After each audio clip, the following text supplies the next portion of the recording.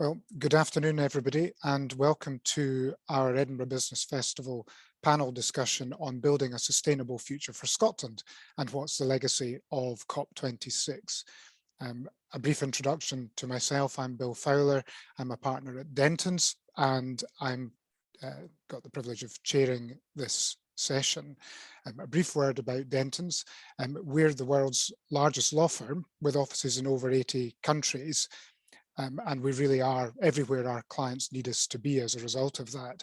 However, in an Edinburgh and Scottish context, we're very much a local business. We're celebrating our 150th anniversary in Scotland this year, and we continue to support our local clients, whether that's with their purely local Central Belt or UK-wide work, whether they're expanding overseas or dealing with inward investment deals or trade issues.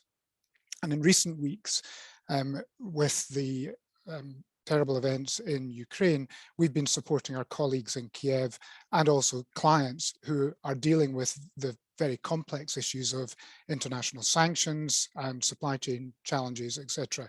And that has really brought home for us the benefits of our global reach for very local businesses.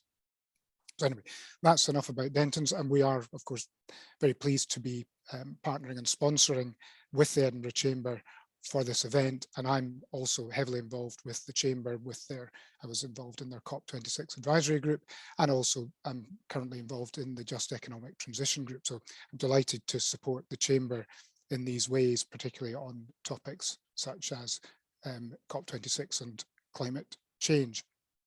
So the context for today's session is really the sort of legacy of COP26. You know, it's had mixed reviews as an event, and in terms of whether it was a success or not, and it was described as very much a springboard or an opportunity for Scotland to lead the way in terms of transitioning to a net zero economy. And against that backdrop, clearly we've got the Scottish Government's net zero targets of 2045, and then Edinburgh Council's own target of net zero for the capital by 2030, which in practical terms is yesterday, really. And I'm delighted that we've got Paula McClay from the City of Edinburgh Council to speak to us as well. So the real issue is, with all the pizzazz that went with COP26, how do we keep that momentum going? Because there really are so many different issues competing for people's attention that, you know, and how do we keep that going and progress things? So I'll now briefly introduce each member of our panel, who will then do sort of 8 to 10 minutes each in terms of just their own perspectives on these, and then we'll move into Q&A and hopefully have a very sort of lively discussion. A few words on housekeeping matters. This session is being recorded. If you're participating on Zoom, then you can access the Q&A, and please do use the Q&A to input questions. Don't use the chat, please. It's just there are only so many things you can keep an eye on at one point in time. So please use a Q&A for chat. If you are watching the live stream on YouTube, you won't be able to ask questions, I'm afraid. And I think the Chamber will be putting links to the recording available for the members. So without further ado, I'll just introduce the panel. Firstly, we have Paula McClay, who's Head of Policy and Insights at City of Edinburgh Council. Her full role is City of Edinburgh Council Policy, Community Planning and Insight Functions Head, and she's responsible for the development and delivery of the city's climate strategy, has corporate responsibility for net zero and poverty action plans, among others. Then we will have Nikki Flanders, who's Managing Director of SSE Energy Solutions GB in Ireland. Nikki has 25 years experience in retail in the broadest sense, from bricks and mortar to digital businesses, starting her career with Marks and Spencer's before taking up divisional director and C-suite posts with a wide range of businesses, including WH Smith, Centrica, Telefonica, Drax. And she then joined SSE in 2019 as Managing Director of the Customer Division, providing energy solutions to over 500,000 businesses across Great Britain, from SMEs to large corporates, and over 700,000 homes and businesses across the island of Ireland, so very broad reach. And if her day job didn't sound enough for you, she's also a non-exec director of Pendragon PLC, a leadership fellow at St George's, and a mentor and coach with a focus on diversity and inclusion. Makes me feel quite breathless. Following Nikki, we'll have Dave Gorman, who is Director of Social Responsibility and Sustainability at the University of Edinburgh. Prior to joining the university, he was head of strategy at SEPA, and before that worked in local government. In his current role with the university, he's got very wide-ranging remit, including senior leadership responsibility for the university's social responsibility, and sustainability activities, as well as strategic advice and delivery on climate change issues, energy, supply chain, and human rights, responsible investment and social investment. He's a chartered environmentalist, chartered manager, and a fellow of the Royal Society of Arts, the Institute of Environmental Management and Assessment, the Environmental Association of Universities and Colleges, and the Chartered Management Institute. And then finally, and by no means least, we have Hannah Schlesinger, who's Director of Development with Edinburgh Science.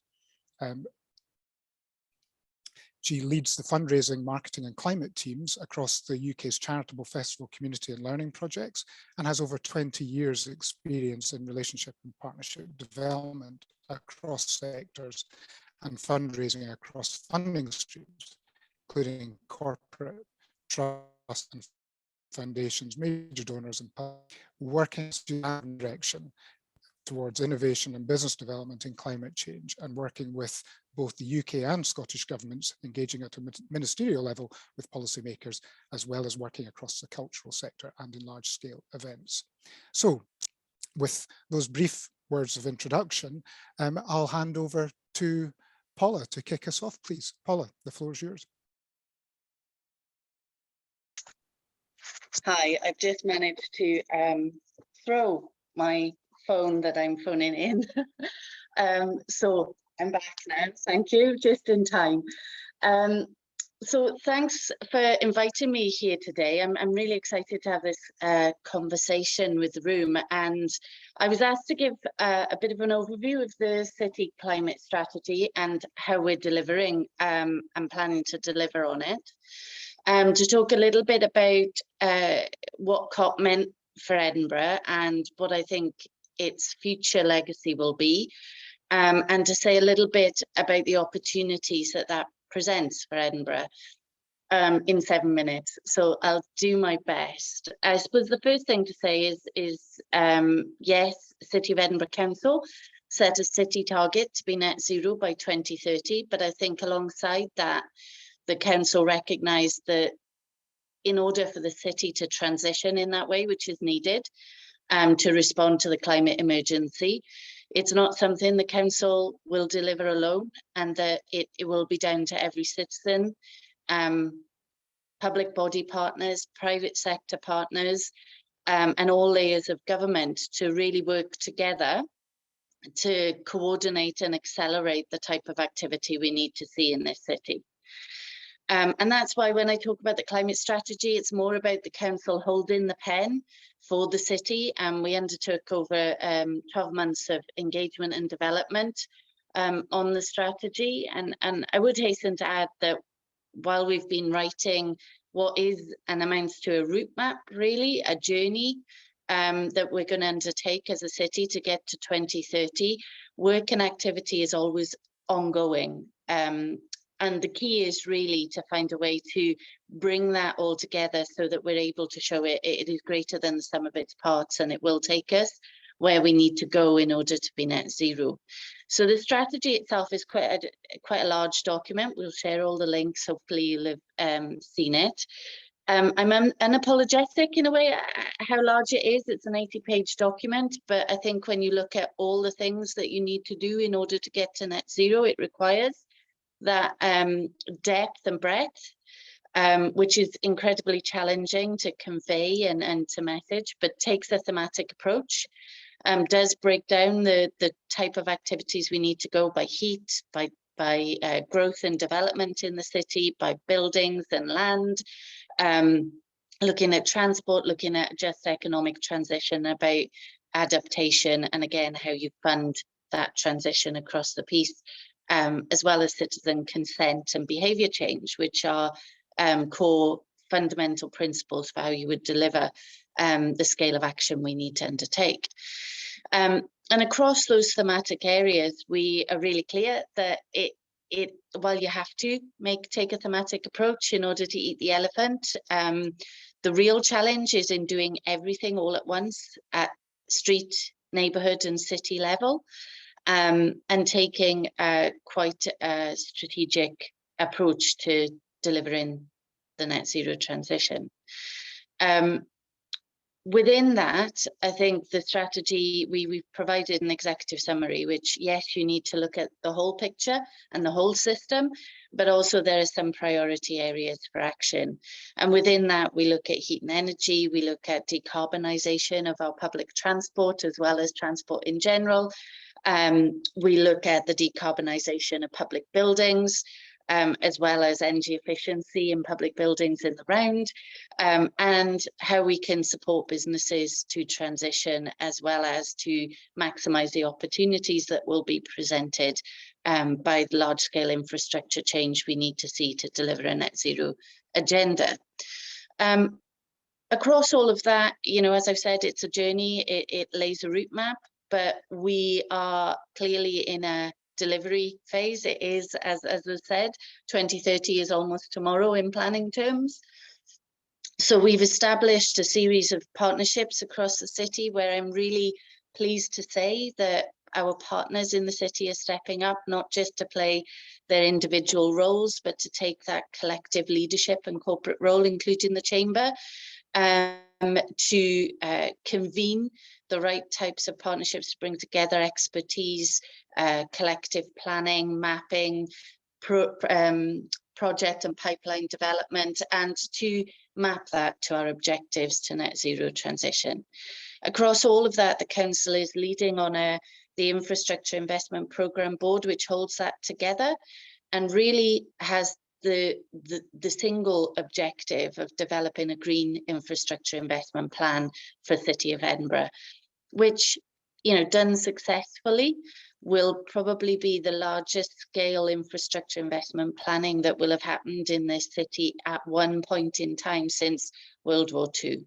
So, the scale of this cannot be underestimated. And, we are making steps and progress on delivering that. What COP26 did, I think, is really bring to the fore and give far greater coverage and focus to the fact that climate action is not something any of us, whether it's citizens, businesses or public bodies, are now doing on the side of our desks or as an addition. It is core to all of our objectives and delivering on a better Edinburgh, a better business, a better council. And in bringing that kind of momentum, it gave us an opportunity to really share what we're doing. The work and the partnership that City of Edinburgh Council did with the Chamber around COP was to bring out that and to be able to say that, we're not at the start of a journey. We are already in train. A lot of us are doing innovative things, the private sector at the forefront of some of that innovation. And we need to recognise that, and we need to recognise the skills and opportunity that exist in Edinburgh to really drive this agenda forward and be Scotland leading, UK leading, European leading and global leading in the transition to net zero. And I think for me, the opportunities that are there were really clear. It's that as we kind of face into return from a pandemic, the true impacts of Brexit and the ramifications of the situation in Ukraine and Russia,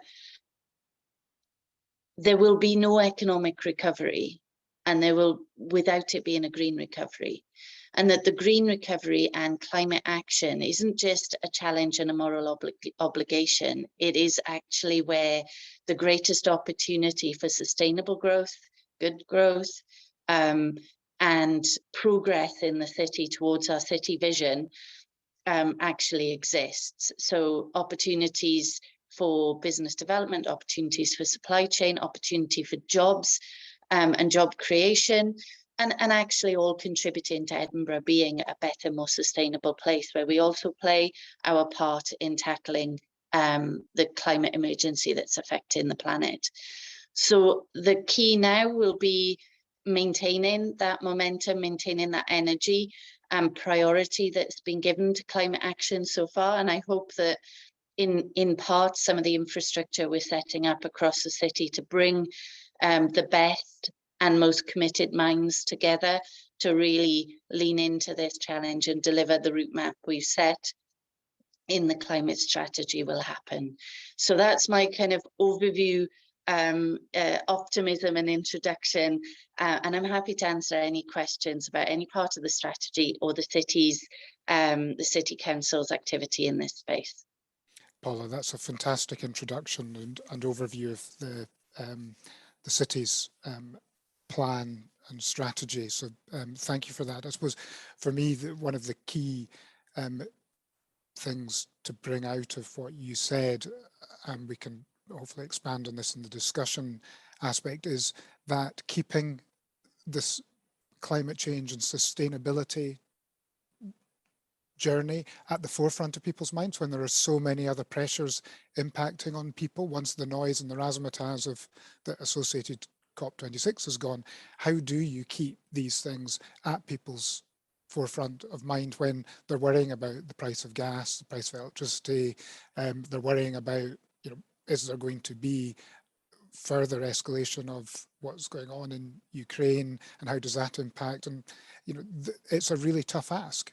And then on top of that, you've got to take people with you in terms of what you touched on, the behavioural change and taking people with you. And there is a lot of behaviour change required, whether that's the type, how we just get about the city, how we use our energy in our homes, and how, what's, for example, how's the low emission zone going to impact people on a day-to-day basis, and how do you get people to stay on that journey with you and say that's a good thing that we're doing?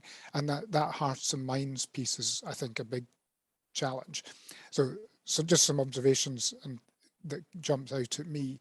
And the collaboration piece, of course, I think is key, and no doubt Nikki, the other panelists, particularly Nikki, I suspect will come in on that theme. So on that note, I'll hand over to you, Nikki.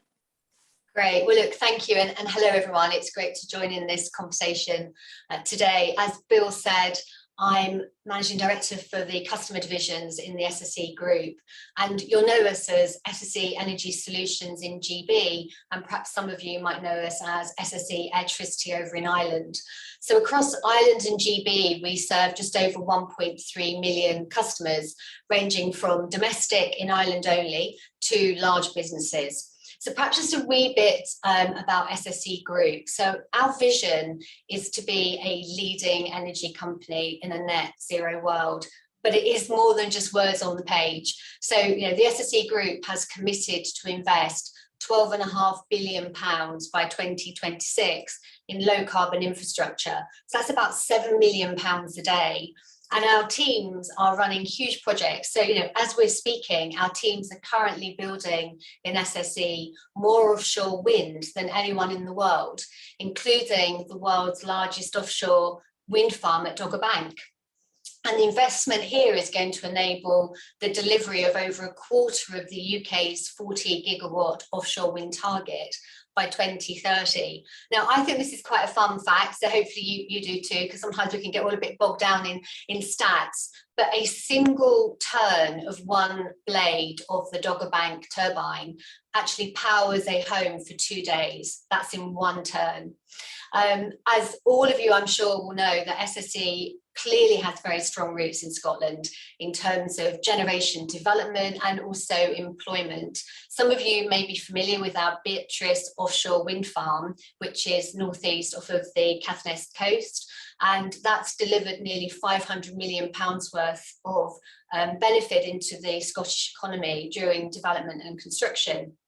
And it will deliver over £1 billion worth of economic value over its lifetime. And we've got more developments planned as well, like Seagreen, which is off of the east coast of Scotland, which is currently supporting around about 500 jobs in Scotland.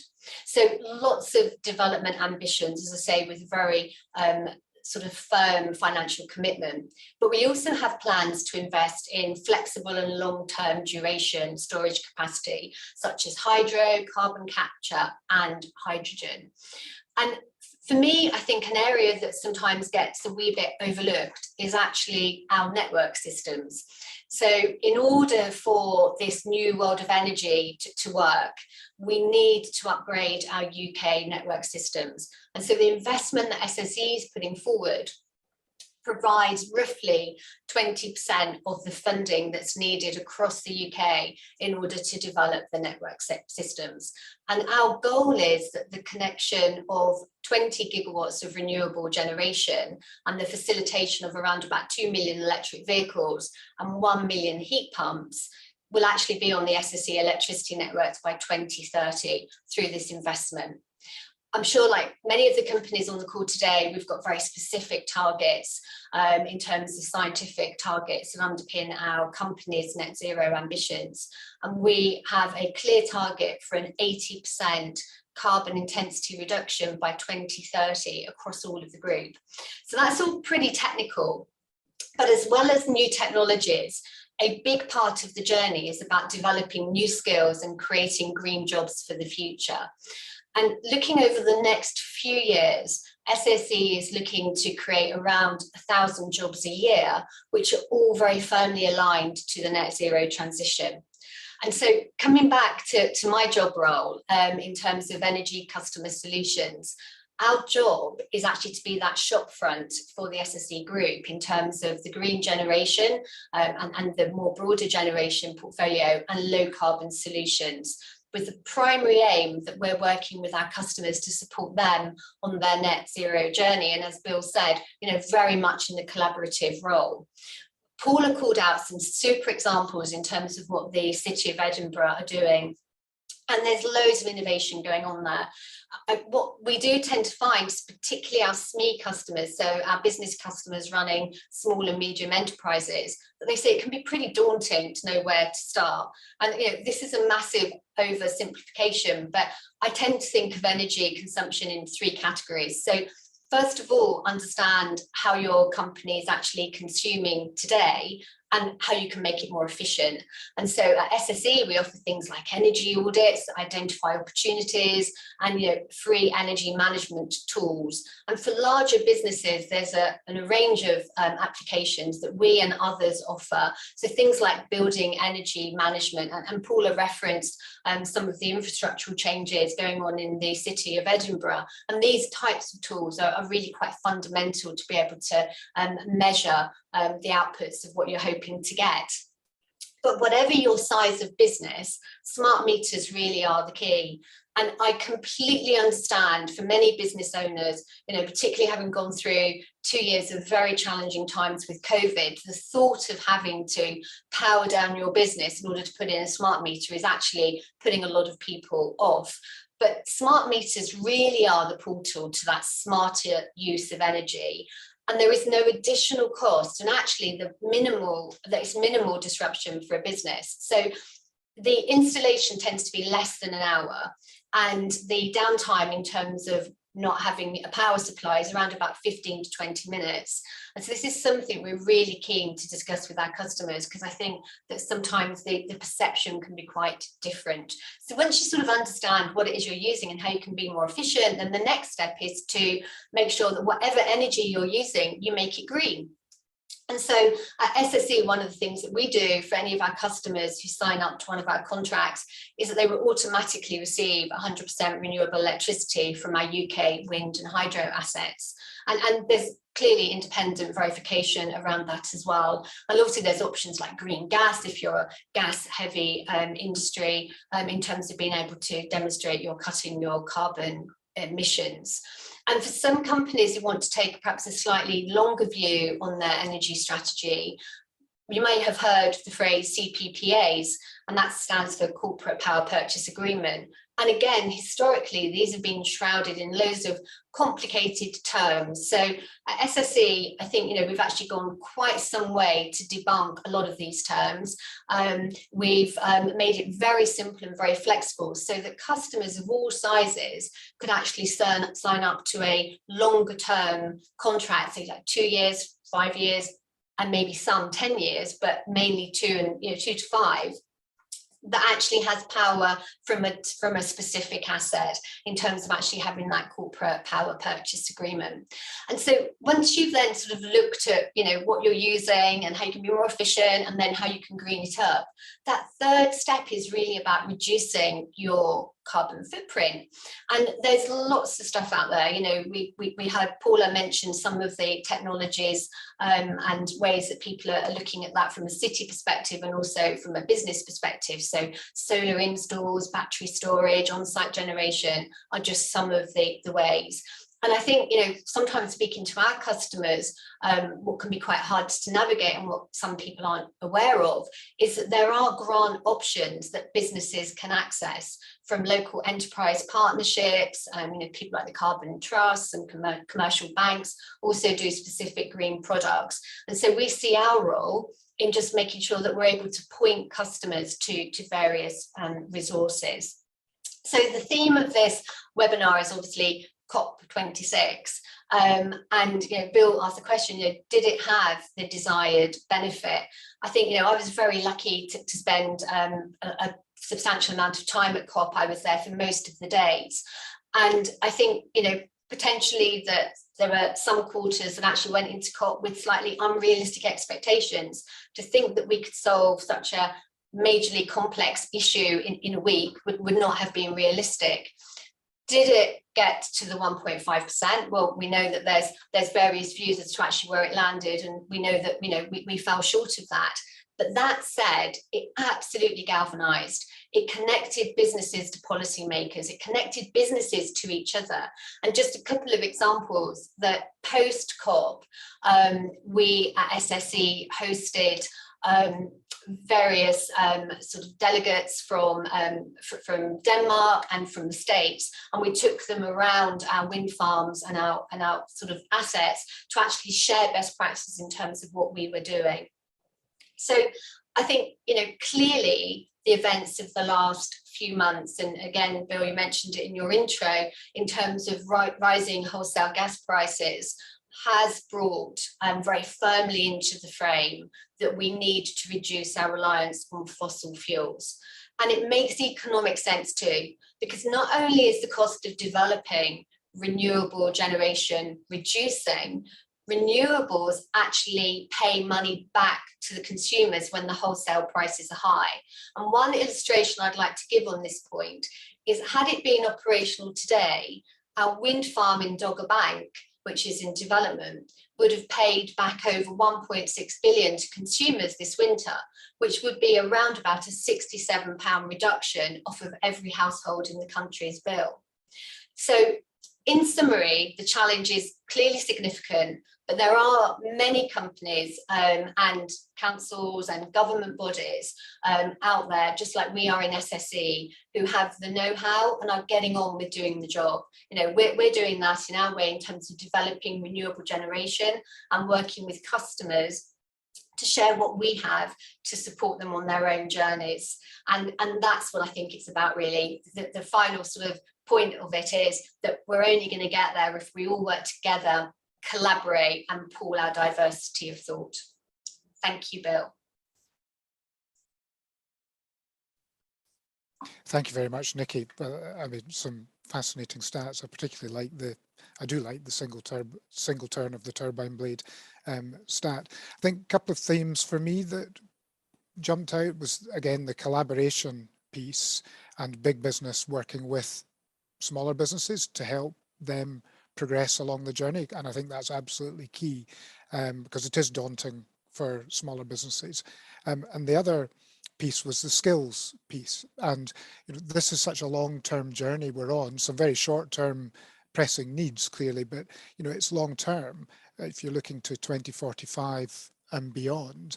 And part of this is, and maybe Dave will perhaps touch on some of this, is from the academic side, is how we make sure that our people coming through school and university now have the right skills to go on this journey in the future. Because, for example, we're doing a lot of work in some early stage hydrogen projects at the moment, and that's a lot of people.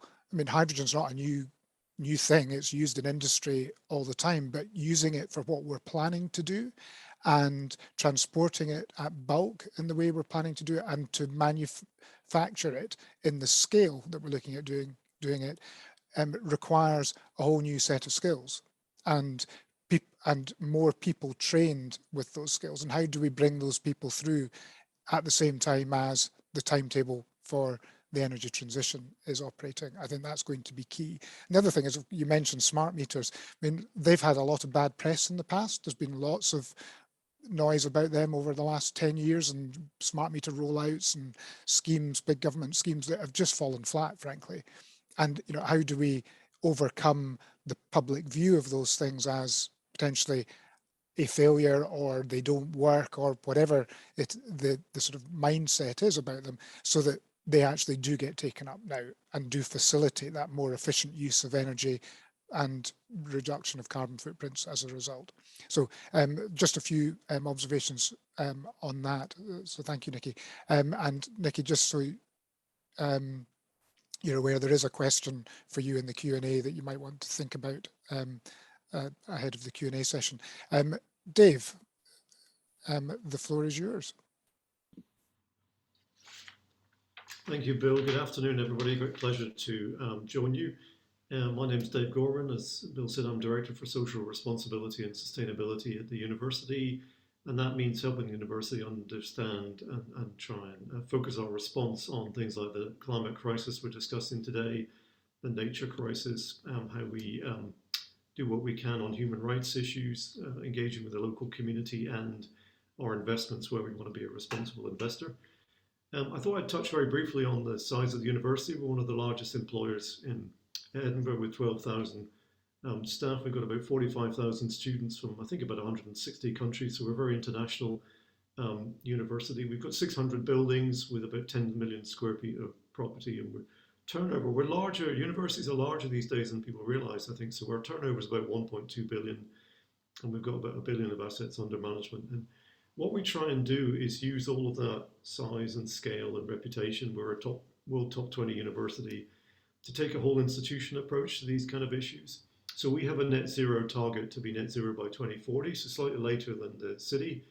The reason for that is because we've included aviation amongst our challenge, so that's quite a difficult challenge for us. But we do work really closely with Paula and the rest of the city, and some of my colleagues are chairing some of the groups that are now trying to translate the need to meet the city target into reality. So like Nikki, I was fortunate to be at COP26, a really interesting experience. I was there in week 2, so I didn't get to say hello to Barack Obama, but I did wave at some other famous people from a distance. I was in what's called the blue zone, so there's often 2 zones at these kind of events. There's the green zone for the public and everybody to engage, and there's a blue zone where you don't get in unless you've got a pass. And we were well represented. There was something like 50 University of Edinburgh staff and students there.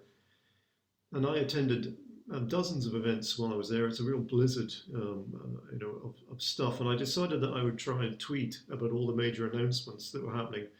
And so to give you some sense of the scale of these events, and I said there's 50,000 people there probably, I tweeted probably 400 times about things that I saw happening over the 2 weeks. So I would agree with Nikki that there's a headline issue and then there's a kind of lot going on underneath it. So what I thought I'd do in the time I've got is say a little bit about my view of COP success or failure, a little bit about skills, as you might expect, and prompted by Bill, based on the fact we're a university, and then a little bit about collaboration. So on the success piece, well, let's take it from an absolute point of view and think about the science for a second. The numbers are coming out for last year, and last year was probably a record year for the use of coal. So that's not a good thing to start with. The IPCC, which issues reports about climate change, its working group 2 issued a report about the impacts of climate change, and it's just as scary. In fact, it's scarier than it's ever been. If we do not take action in this decade, we will start to see the cascading failures, as they call it, where one domino leads to another domino, and we get feedback effects that we really don't want. And I always like to use the example of, if we had a global crisis in the finance sector, which crashed the financial system just about because too many people were sold houses they couldn't afford in some parts of America. If that triggered a global crisis, what will happen when 1 billion people go, in places that are going underwater, for example? So we know that we've got to deal with these issues. In terms of the emissions and the gap between where we are and where we need to be, the world emits something like 50,000 million tons a year of carbon dioxide equivalent. So 50,000 million tons. By the end of this decade, we need to get to something like half that. We need to be at 25,000. So we're at 50,000, we need to be at 25,000. COP got us to, on current estimates, something like 40,000. So some way between where we need to be and where we are. So you could say in one sense, well, that's all pretty gloomy. It was a failure then. At the same time, again, as Nikki was pointing out, billions and billions of dollars were committed at COP to all kinds of, dozens and dozens of announcements. You've got real path-breaking innovation being announced at that conference. You've got accelerators being announced where people are, pouring in with venture capital money, or people are promising that they will buy the outcomes of these innovative products that are coming. You had announcements about forests, you had announcements about cutting methane, you had announcements about aviation and green shipping. You had announcements about steel and concrete. People who've been tracking, say, the steel industry have been astonished by the changes and the speed of the changes that the steel industry is making. And we've probably moved from a scenario where, in Paris, when that was agreed in 2015, we were heading for 3 to 4 degrees. That is genuinely catastrophic territory where you're talking about the breakdown of society. So not a good place to be. The estimates I saw after COP were, if everybody keeps their promises, which is a big if, we're probably heading for more like 1.8 to 2 degrees. So disastrous, but not catastrophic. So I suppose it depends on your point of view, doesn't it? It's good news is it's not catastrophic, it's only disastrous. I think what I really mean behind that is we've moved very quickly. So the amount of renewables since 2015 is something like doubled in terms of deployment. And if we can keep deploying renewables at the speed we're deploying, we have a great chance of meeting this 1.5 degree limit. So that's my view of it. It's kind of relative and absolute. From an absolute point of view, we're miles away from where we need to be, but from a relative point of view, we're speeding up and we're now in a race. So let me just touch on skills for a second. Obviously, we're a university. There's sometimes a call that we, as universities like ours, should blacklist companies that are not doing their bit. So we shouldn't engage with oil and gas, for example, is a call at the minute from some students. We wouldn't agree with that. We can see anyway that young people coming through are demanding that universities provide them with the skills that they need, that universities take the sort of action that we're trying to take as a university to manage our own emissions. What we're starting to see very clearly is a move away from people who are studying geology in order to get more oil out of the ground. And we're seeing huge demand for courses on renewables, on batteries, on storage, on energy systems, on ecology, sustainable construction, the bioeconomy. We're seeing huge demand for courses on environmental law and climate law, on finance and banking, on business. We built it into our MBA. So we're just seeing it everywhere. Everybody's now aware. And of course, it's not just us. You'll also see this from the further education colleges. Because again, I think it was Nikki that said that, we're going to need people with the skills at a practical level as well. We need more apprenticeships. We need more professional services. So we're definitely seeing that young people are voting with their wallets, really, in terms of the courses that they're demanding. And just to finish up, I just want to touch on this kind of public-private point. It's obvious this is a once in a, 200-year, 500-year change that we're trying to make, and we're trying to do really fast. So obviously we need to collaborate. It's a huge, all aspects of society need to change. I think it was Keith Anderson said, we all need to do more. We need to do it now. We need to do it faster, and then we need to do more again. So obviously we need to collaborate. If you just take one example, we're not doing so well in the UK on buildings and how we green our buildings. So who are we going to need to collaborate in order to get our buildings where they need to be? Well, first of all, the policy needs to be right. It's getting there, but it's not strong enough yet. Then we need the regulatory side at local level. We need building standards, and we need the planners to make sure that they're providing the right incentives and regulating where necessary. We then need the construction industry to do their bit. So we need architects to be understanding what a green building looks like. We need the builders to actually build the buildings. We need the mechanical and electrical engineers to understand their piece, and the HVAC people. And we need the verifiers to make sure the buildings are built properly. And we need also the banks and the mortgage providers to value houses that are lower running costs. They're more valuable houses than the houses that are inefficient and cost you a fortune. You can see that now. If we'd stayed the course in the 2010s and actually designed some of the buildings as planned, people would have been saving, I think again, Nikki said, thousands and thousands of pounds, billions of pounds to the economy could have been saved if we had buildings that were less drafty than the ones that we've been putting up. So I think we need, and of course the skills piece as well, we'll be trying to do our bit to provide the skills that are needed with the people coming through, and so will the further education colleges. So even in one small area of buildings, we need a huge collaborative effort from all parts of the system. I'm very confident that business can respond to this, but as someone said, this is not the only challenge on the table at the minute. So we need to stay the course, and we absolutely need leadership, and we absolutely need government to provide the right signals. I think once business gets the right signals, we're going to fly. Maybe that's a bad analogy for a climate discussion, but we really have opportunities here, but we haven't got much time, so we need to make sure all the pieces are lined up. Thank you, Bill. Thank you, Dave. The whistle stop tour there as well. I think the skills piece is really interesting, alongside buildings. And one of the things we touched on in one of our preparatory discussions was how the climate change aspect and sustainability is front and foremost, but we've got particularly in an Edinburgh context, we've got a really gnarly issue of how we deal with our building stock, which is all largely, particularly within the city boundary, old, and some very old, and really difficult to improve and quite expensive to improve. And how do you fund that, and how do you get the homeowners or the landlords to actually fund that? And we've had things like the Green Deal, which have been and gone in the past, that really didn't have the impact that they were meant to have, and actually probably tainted public views on things. So, and again, that's where the leadership piece that you mentioned comes in as well, in terms of driving things. So, finally, we have Hannah Schlesinger, and that will then round up our speaker presentations, and we can move into the Q&A. So just a quick reminder, be thinking of your questions. We've already got a few questions coming in our Q&A for us to think about, and we'll come to those. So thinking caps on in the audience, please, and please do send your questions in. So Hannah, over to you. Thanks. Thanks very much for asking me to take part in today. As Bill mentioned, I've been involved in partnership building for many years.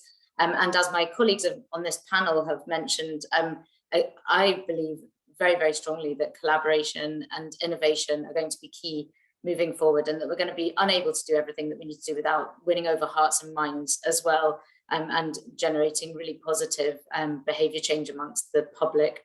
At Edinburgh Science, we're doing as much as we can in these spaces.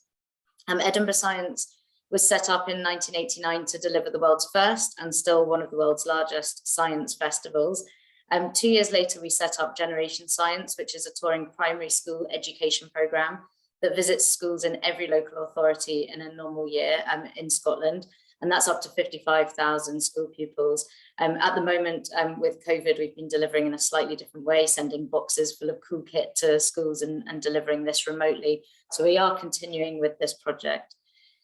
We have a commercial arm of our charity with all surplus reinvested into our foundation. And through that arm, we deliver various projects globally, including the Abu Dhabi Science Festival. We delivered events in the Sustainability Forum at Expo Dubai.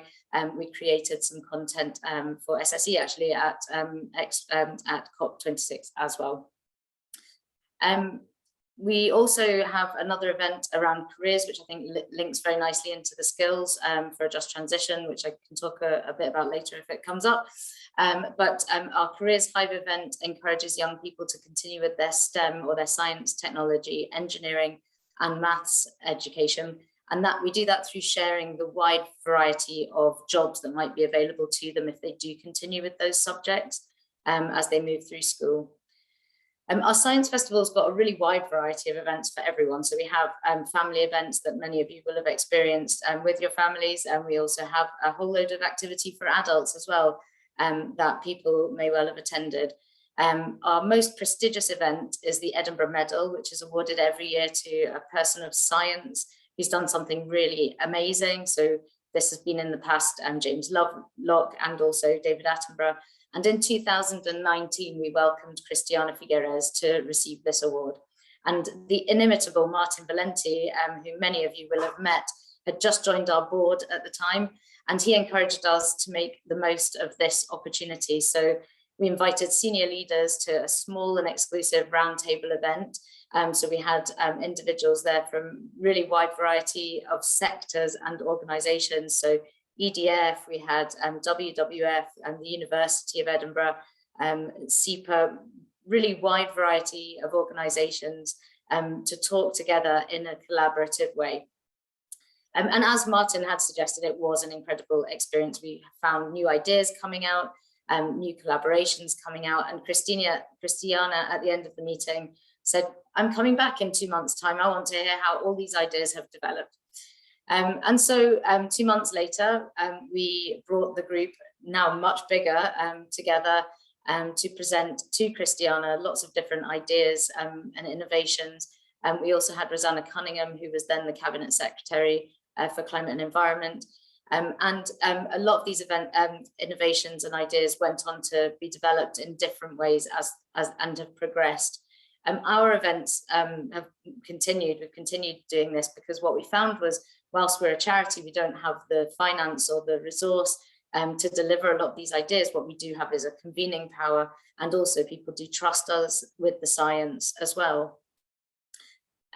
So we call this the Climate Opportunity Ideas Factory, and continue with this. We've had a few really big plenary sessions in this area. So we've brought other ministers, Chris Stark, together with these groups. But we also run smaller, more focused, sector-focused meetings and events, such as on heat decarbonisation, skills for a just transition. We've had one on green finance and land use, for example.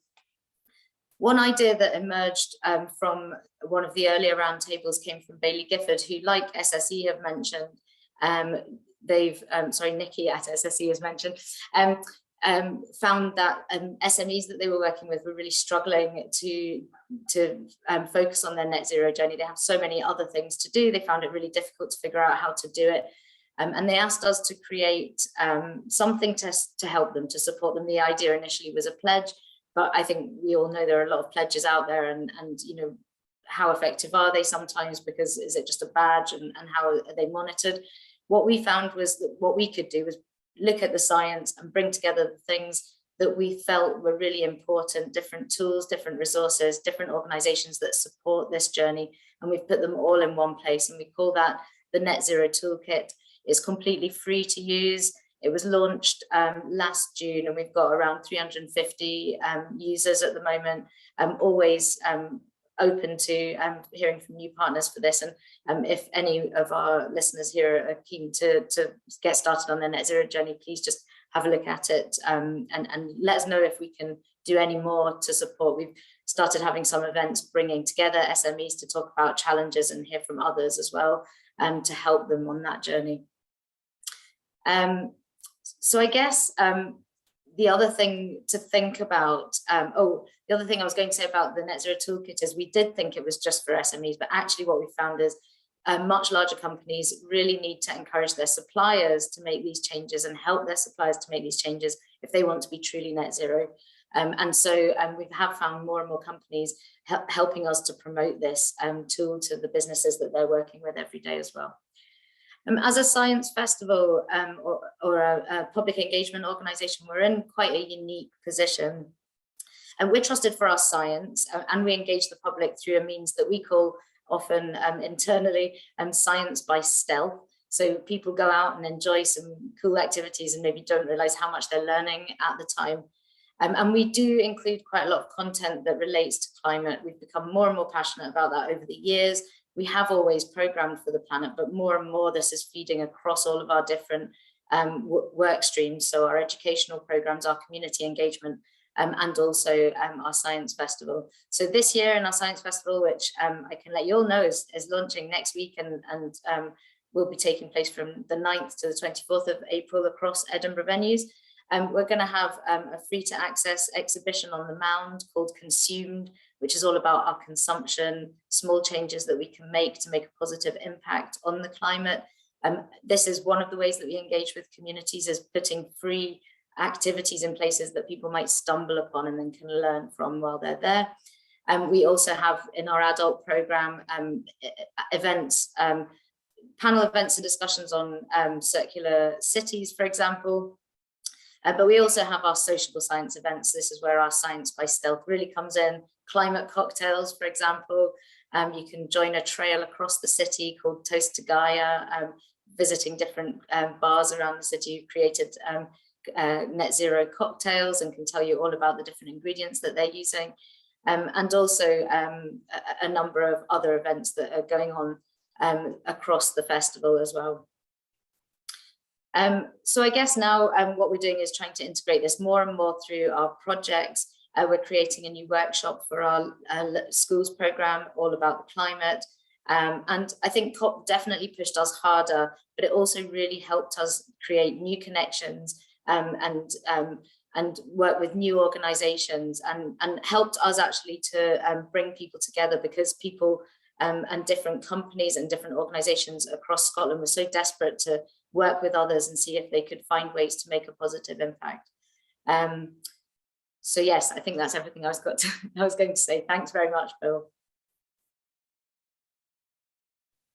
Thank you very much, Hannah. That's wonderful. And I think, again, one of the things that jumped out at me there was the collaboration and building sort of lines of communication, if you will, between different parts of the business community, and not just business, but the whole sort of Edinburgh community.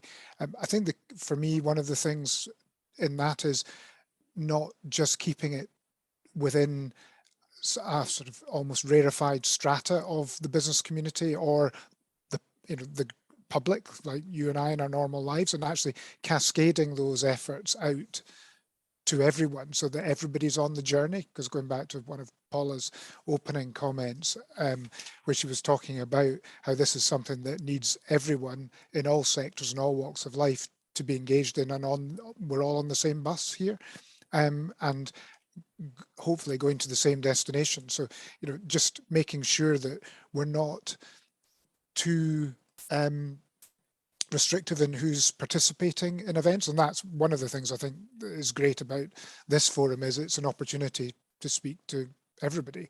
And rather than just, in my context, my sort of business clients, it's a much broader opportunity. So that's the end of the sort of introductory comments from our panel session. So we'll now move into some Q&A, and I'm keeping an eye. There's various questions now coming in on the Q&As. So thank you for that. I'll maybe, if Paula, there's one question which I think probably is a nice one to kick us off with, which I think you're probably best to have the initial go at, which is, and what do you think the biggest opportunity for Edinburgh is as a net zero city? And we'll start on the positive, hopefully a positive note, Paula. So thank you. I think the biggest opportunity for Edinburgh is actually, the size, shape, compactness, but also completeness of the city in the sense of the number of industries we've got, the opportunity to test and trial and be at the front in an urban setting, at the front of the type of changes we need to see. Be that in our building stock, we've got a historic, as you said, a historic city with old stock. We're not the most unique. Other places have these challenges, but I think Edinburgh's size, the fact we've got the university with us, the type of skills and businesses we have on our doorstep, we have a critical mass of the right types of people, the right problems, the right skills, the right enthusiasm, energy, and really to lead.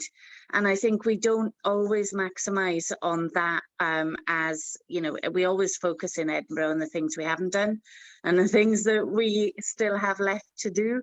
But actually we've got a great opportunity here to, as I say, be at the forefront and see that as an opportunity then to outsource,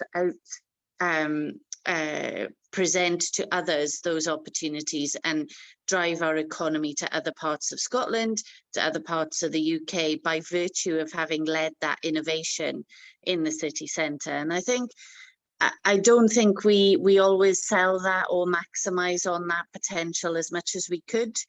And it is, urban cities that have that real opportunity, whereas other parts of both Scotland and the rest of the UK don't.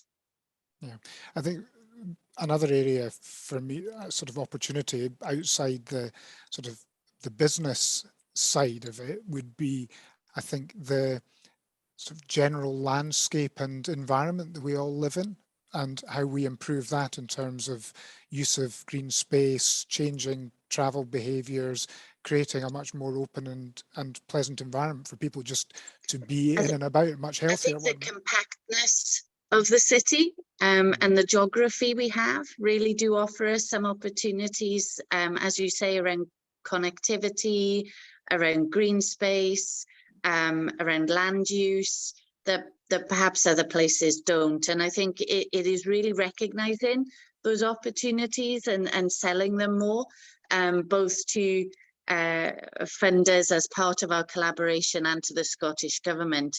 And I think with that we could really be, as Dave said, motoring.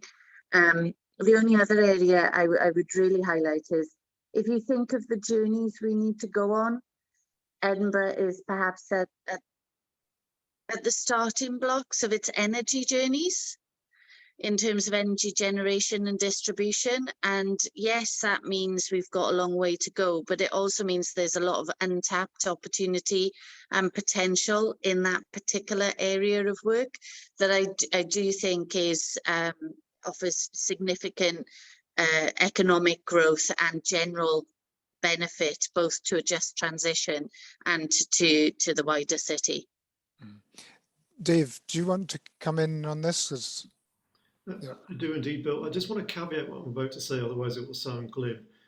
I do recognise that we're in a cost of living crisis for many, in fact, large numbers of households and also large numbers of businesses. And the transition that we're talking about is going to be difficult. It's very difficult to execute smooth transitions, isn't it? It's why policy can be so hard. So that's the caveat, in terms of delivering this. But if we can deliver it, I think there's just enormous possibilities. I think there's huge possibilities to reduce the costs of energy over time and the costs of waste and so on in a green economy. And I say that because we're in the baby days of renewables, really. The costs of solar panels since they were invented in the 1970s are down 99%. The costs of wind are down 80%. If you look at the costs of offshore wind You know, they were coming in at what, £150 a megawatt hour not so long ago, and now people are bidding at 40 and below sometimes. Storage costs are massively down, 70–80%, and this is the earliest days of this sort of stuff. And as I mentioned earlier, things are coming forward now with prices that nobody anticipated. Say steel, everybody thought because steel is a very capital intensive industry, it would be decades before we saw green steel. And now we're seeing major steel makers saying, you know, it might be entirely green steel by 2035. So I think, first of all, the opportunity to harness savings, and that will bring entirely new industries and jobs, and high quality jobs as well. You know, so people will be starting to apply data and real time data alongside smart systems and smart products and so on. I think this whole series of areas there about optimizing the use of energy and systems that we barely touched on. The other one I would say this because I used to work at SEPA, there's these huge co-benefits from tackling climate change. So to just pick on one, and what I mean by co-benefit is multiple objectives. When I deliver against one thing, I also get other benefits. So not many people know. If I said to you, you know, if I ask you how many people die from poor air quality in the UK, and compare that to number of people dying in road traffic accidents, I don't know what you'd think, but it's roughly 5 to 10 times as many people die from poor air quality as they do in road traffic accidents. And many more lives are affected. You've got the poor air quality inhibits neurological development, it exacerbates childhood asthma, it brings on strokes and heart attacks, it damages buildings, it destroys crops.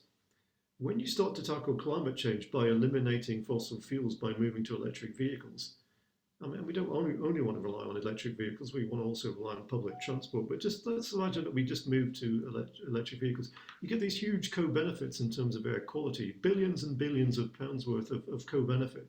So for me, just to sum up, you'll have savings, I think, in the long run. We'll be able to find better ways to do it. It's already much cheaper to use renewables than to use gas to generate electricity. That's just the fact of the matter. We'll get great new jobs coming, I think, and we'll also get these co-benefits. So I'm really optimistic, but there's a transition difficulty, as I started with, you know, that we've got to get right. If we mess that bit up, you know, that's going to be difficult. Thank you, Dave.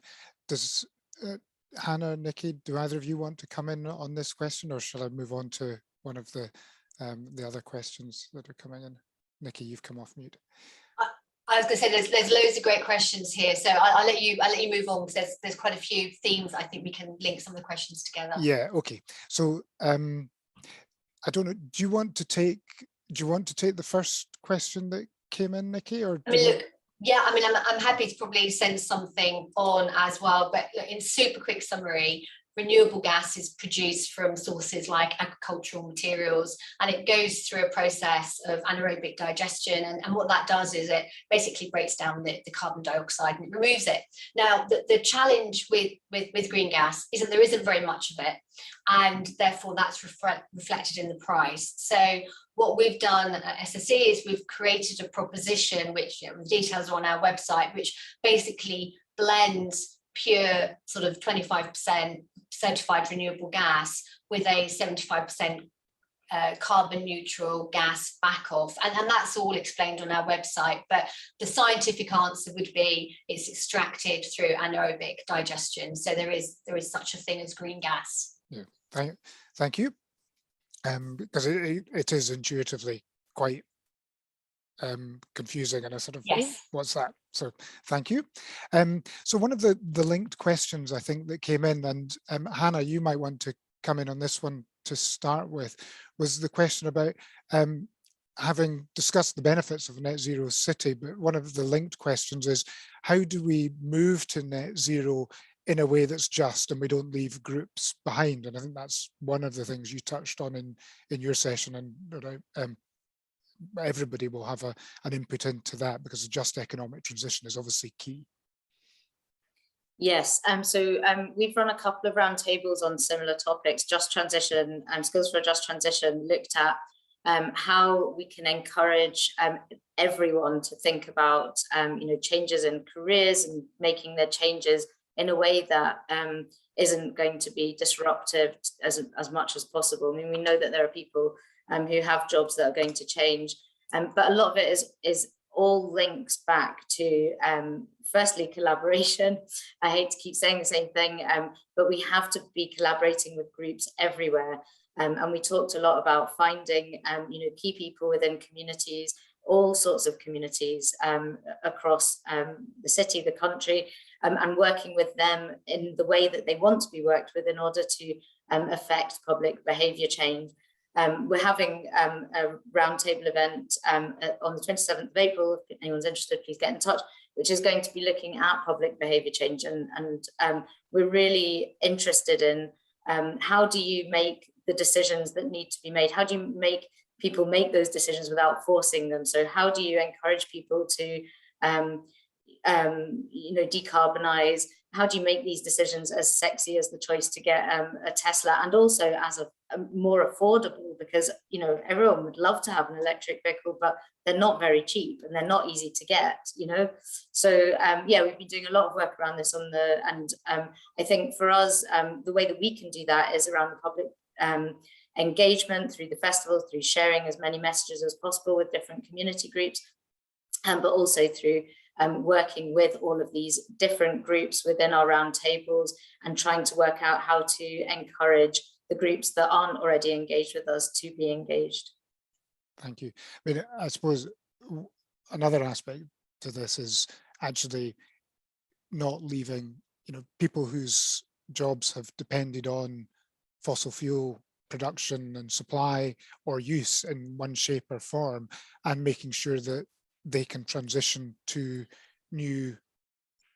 the new opportunities. And that's where there's a lot of work going on, I know, in around hydrogen and how we can transition people from the oil and gas sector using the same skills into hydrogen production, manufacture and export. And we've currently, as of last week, the Green Freeports bidding process kicked off in Scotland, and we've probably got 9 or 10 different ports and areas competing to be one of 2 green free ports in Scotland. And probably the lead objective around green free ports is job creation and regeneration, creating new green jobs rather than and facilitating that transition from fossil fuels. So there's a lot of activity in that space, but it's really how we actually do it in practice on a day-to-day and sort of community and individual level, and it is undoubtedly going to be a challenge. Does anybody else Paula, do you want to come in on that? Yeah, I think for us, it's issues like, if we're going to have EV infrastructure in the city, does the market just step in and put it in places where, and I'm paraphrasing here, where richer members of our community can buy EV cars and want that infrastructure in the local vicinity? And what does that then mean for connecting the whole city and offering those ongoing opportunities to the city at large? Now, obviously, there's a debate about the extent to which you want cars versus public transport and active travel in the city. But putting that aside for the moment, the question we do need to resolve is the partnership between private and public investment and interests and endeavours in this city, so that when the market responds, it responds in a way that also contributes to the well-being of the city as a whole. And we share in the risk and we share in the rewards that exist in investing in infrastructure like EV in the city. And, I think there's a really positive opportunity to enter into that type of partnership, where I know businesses want to contribute as well as benefit from the opportunities presented by the transition to net zero. And that's an example of where we need to get into that discussion. So what's the shared risk? What's the shared reward? And how do we ensure that we're not simply providing for one portion of a society to benefit, but for Edinburgh as a whole? Thank you. Can I add just 3 practical things that we've done, Bill, in terms of the point around just transition that's been mentioned? So obviously, just transition, as we've all said, is absolutely key. I think one of the things that we did in SSE was that we've had a programme and we've actively enabled people that have come from high carbon intensive industries to actually transition their skills to the lower carbon technologies. And about 20% of the SSE workforce that we surveyed had actually made the active choice to switch from the high carbon to the low carbon industry. Point number two, around bringing businesses with us. So there was sort of like a theme in some of the questions around, you know, how can we make sure that everyone comes with us on this journey? And it was said before in the panel that I do think that there is an obligation on larger organisations.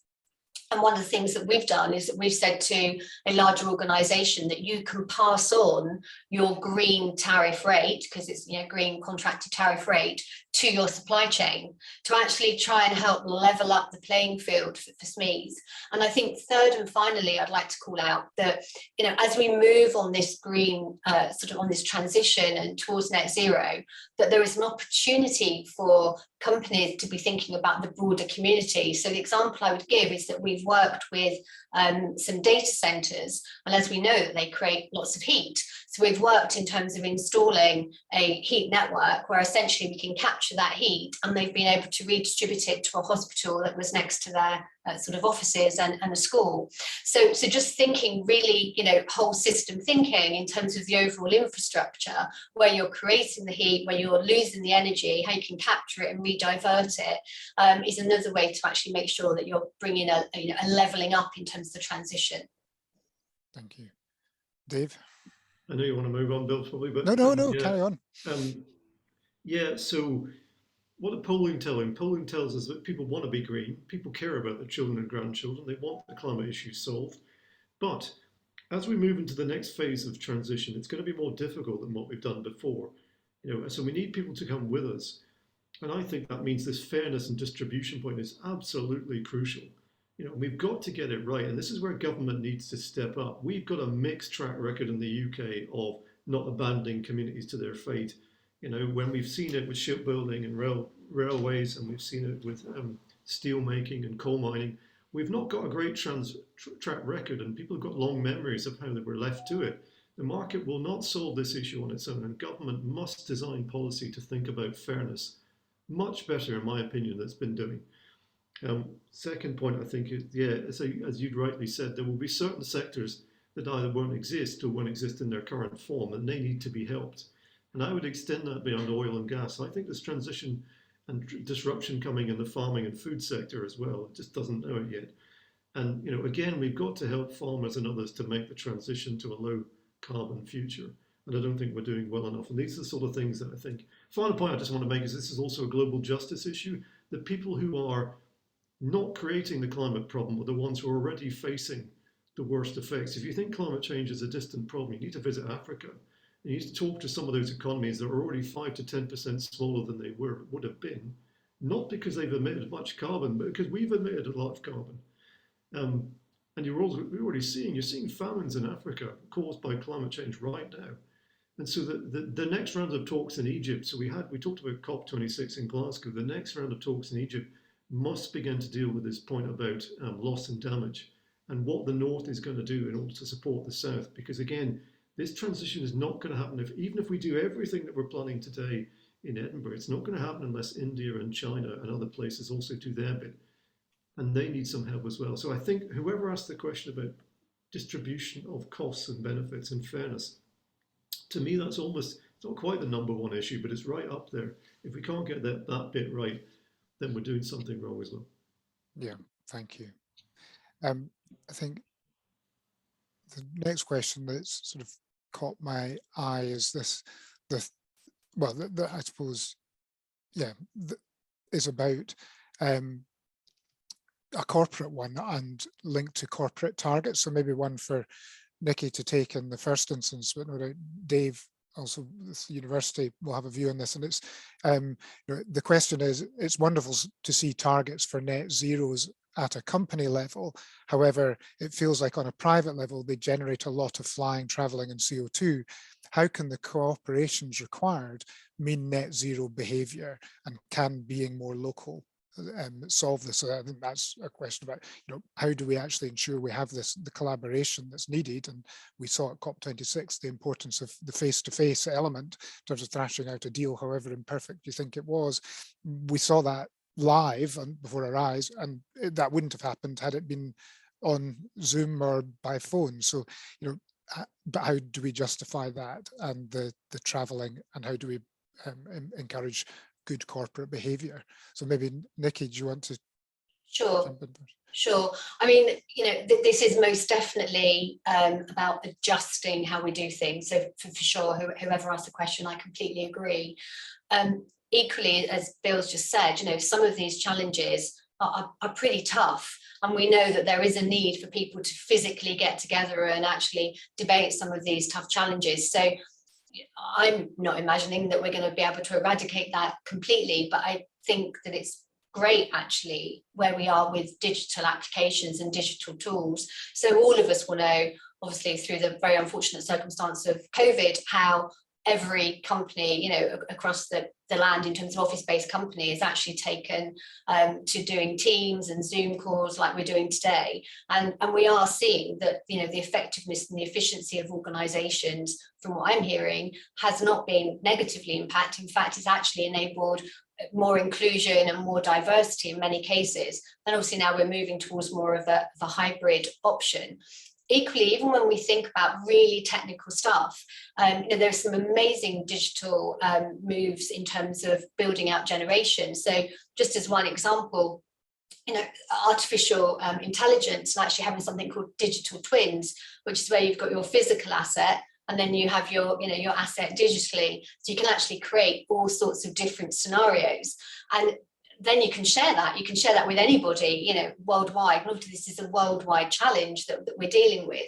So what I was saying earlier on in terms of, how we can make sure that we're collaborating globally, it doesn't all have to be people jumping on planes. And I think that for me anyway, and the organizations that I'm speaking to, and certainly SSE, we are very conscious in terms of, do you need to travel? If you absolutely need to travel, then okay, there is a case, but it shouldn't be the default. And I would just tell you one thing, I was very impressed. I went to a relatively small agency yesterday to talk to them about whether they could help us, and I was already in London. And the account manager said to me, you can actually trade. So if you want us to come to your offices like some clients do, then obviously we will charge you. But if you are happy to do it all remotely, we will give you 3 hours back. And it's that sort of, very practical application at all levels of business, of people just thinking we don't need to be physically together for everything, that is actually going to make quite significant strides.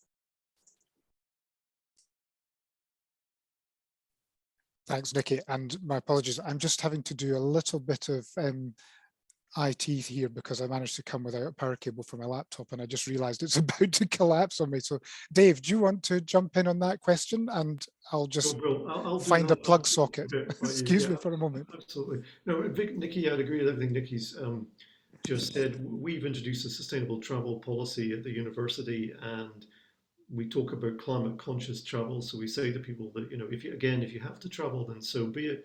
We want to make sure that you're thinking about climate change before you do that. We've introduced a presumption against UK flights, which is a big deal for us actually. So a lot of people are now taking the train that otherwise would have been flying around the UK. I would say though that we think that travel is a good thing. Generally the world probably needs more interaction, not less, and not everything, as Nikki was saying, can be done virtually. So we have people who go and study climate change in the polar regions, and it's pretty difficult to get to all those places by ship. We also have people who fly to Africa so they can study sleeping sickness and reduce the mortality from sleeping sickness by 90%. So again, I would argue there's a balance here where you have to thoughtfully consider what is the best mix. I would also say just two other quick points on this. One is that there is some hope that over time, not yet, but I'm certain that we'll see zero carbon planes. It's just a question of how long. We've got zero carbon cars now, and that's taken a pretty long time. That's probably taken 3 decades or more to get here. And one of the reasons it took a very long time is because most of the original electric vehicle startups were really small, and they were fought tooth and nail by the incumbents who weren't interested at all and did their best to kill them off. What I think is different about aviation now is that the big players are involved. So Boeing and the rest of them are now investing billions of pounds right now. So there is some hope that we're going to see zero carbon planes faster than you might think. Final point for me is, and it's not directly related to the question, not all moving goods around is high carbon. So shipping is a pretty efficient way of moving things around the world. And I can show you off to the side, if you sometimes hear, oh, say these vegans, they're flying in avocados from all parts, or bringing avocados and nuts from all parts of the world, and it's so carbon intensive. Well, actually, it's not. You can pretty easily show for the food system that you can move food further distances around the world and still have pretty low carbon impacts, because actually it's how you make the food and what food choices you make where your carbon is. It's not actually the amount of travel.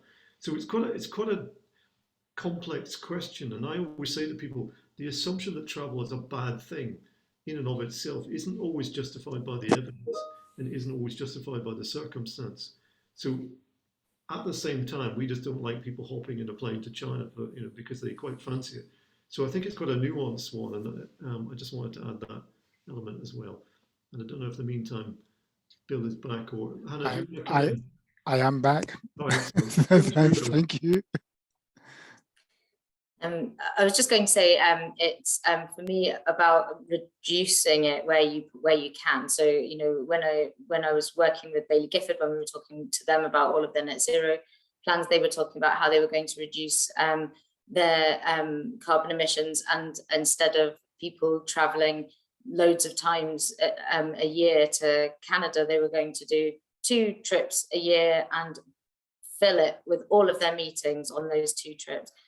We're thinking about how we can deliver our worldwide work. Can we start sending just a few people out instead of huge teams of people, and can we train locally and do things like that? So I think it's not, I absolutely agree. Nothing is, I love seeing people in the flesh. Like this last 2 years has been hideous for me, but actually I think, there is a lot of work that can be done still on Zoom, but nothing will ever replace seeing people in person. But if that can be reduced in some way, then, that if everyone tried to reduce it as much as possible, I think that would be great. I know people who are working in large firms who are flying down for the day to London. It's really difficult if you're going down for some meetings, but often you can do much more work on the train.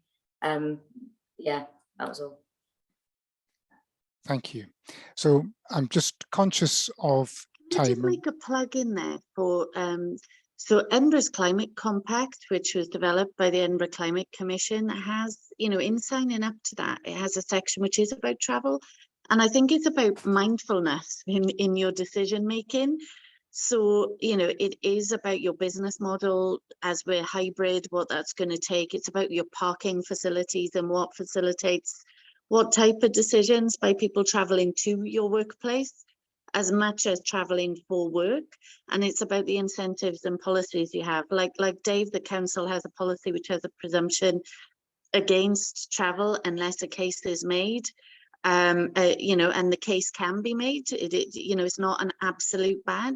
There are reasons why you would do it, but you have to be mindful in it. And annually we report on what that looks like. And if we think we are not complying with our direction of travel to be net zero because of the choices we're making, we can challenge them. So I think it's that transparency, mindfulness, and just creating a virtual circle of thinking about these things. No, absolutely.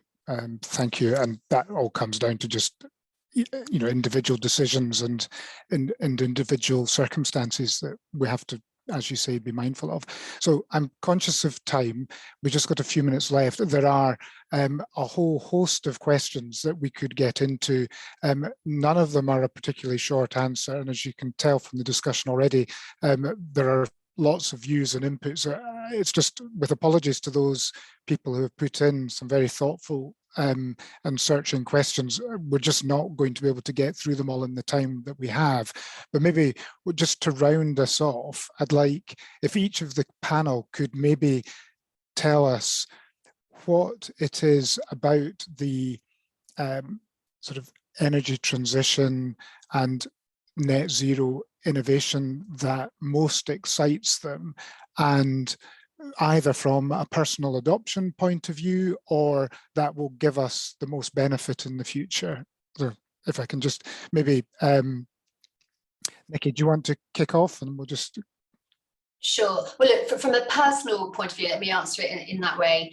I think this is an amazing opportunity for us collectively, so collectively, globally, collectively across generations, to bring real diversity of thought to solving these challenges. Very rarely is there an opportunity to really make sure that we're bringing, different thinking processes to a challenge, because it's going to take all of us to really solve this. So whilst that's daunting, it's equally exciting, and I think quite sort of liberating in terms of a new way of thinking about planet Earth. Thank you. Hannah, do you... Yes, I'm thinking about the fact that Scotland is a small country. It can really be a centre for innovation, and I'm really excited to see a lot of these ideas and innovations that are coming out being trialed in different places and then being held up as, under a spotlight as, these innovations that have come out of Scotland. We could be a place for another enlightenment. So yeah, really excited about how Scotland can play a part in all of this. Thank you. Dave? So I'm a big fan of Tom Waits, and the singer, and he has a line about you can drive out nature with a pitchfork, but it always comes roaring back. I'm looking forward to us no longer treating nature at the end of a pitchfork and trying to work with it. That's the exciting thing for me. And to be slightly controversial, my specific example is we haven't talked about biodiversity and nature loss. It's a twin crisis along with climate. I'll say what I said earlier. I see huge disruption coming in the farming and food system. 1 in 1,000-year changes coming in my mind over the next 20 years because of plant-based meat and clean meat. Now that's going to have a real impact for our farmers, but the exciting thing for me is we've not left enough space for nature. And as we move to a system which is zero carbon, and we'll be relying, in my mind, for more on plant-based and clean meat made in a laboratory, we will free up huge amounts of land to consider how we can use that for our own well-being and for nature. So I think that the low carbon crisis will trigger all kinds of innovation and long-term assumptions that we've had about all kinds of things.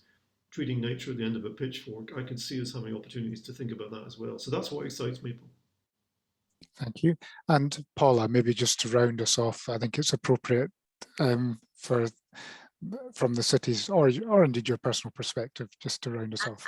I think for me personally, I think there's no more worthy way to spend your time than trying to positively contribute to this challenge. So I think for me, the sense of purpose that climate action gives, to deliver that better future for Edinburgh and see the impact of it on the future generations, to know that you're working to protect the future for our children, there's no greater motivator actually. And the fact that that's coupled with the need for huge creativity, energy and positivity, it's hard, it's difficult, it's big stuff, but it's the best stuff we could be doing. And, that's what gets me out of bed in the morning. Well, I think while I could say some other words, I don't think there is actually a better way of summing up the session and the task ahead of us than what you've just said. So with that, I'll just thank our panelists for all the contributions. I thank the audience for attending and for the host of questions that were fired at us. We've done our best to answer as many of them as we could, and hopefully given people some food for thought as well. So I think with that, I'll draw the session to a close, and just again, thanks to everybody for joining.